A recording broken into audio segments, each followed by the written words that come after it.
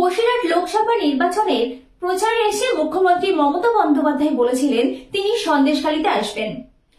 এখন তিনি আসাতেই তৃণমূল কর্মীরা বলছেন কথা দিয়ে কথা রাখছেন মুখ্যমন্ত্রী মমতা বন্দ্যোপাধ্যায়। মুখ্যমন্ত্রী সভাকে কেন্দ্র করে বেশ কয়েকদিন ধরে জোর কদমে চলছিল প্রস্তুতি। তার আসার খবরে এলাকাতে বেশ কয়েকদিন ধরে চলছিল জল্পনা। ভয়ের রাত কাটিয়ে এখন অনেকটাই শান্ত সন্দেশখালী বলছেন এলাকাবাসীরা। তবে তাদের মধ্যে কিছু চাপা টেনশন কাজ করছে, সেটা কিন্তু এলাকাতে গেলে স্পষ্ট। তবে ফেরে আসা দিন নিয়ে কেউই কোনো কথা বলতে নারাজ। বলছেন মুখ্যমন্ত্রী মমতা বন্দ্যোপাধ্যায় এলে ঘরের কথা বলবো। অবশেষে প্রায় 1 বছর পর মুখ্যমন্ত্রী মমতা বন্দ্যোপাধ্যায় আসছেন সন্দেশখালীতে।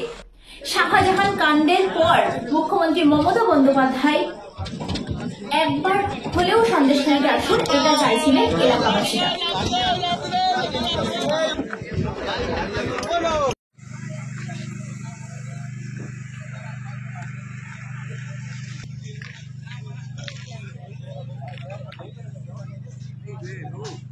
আছে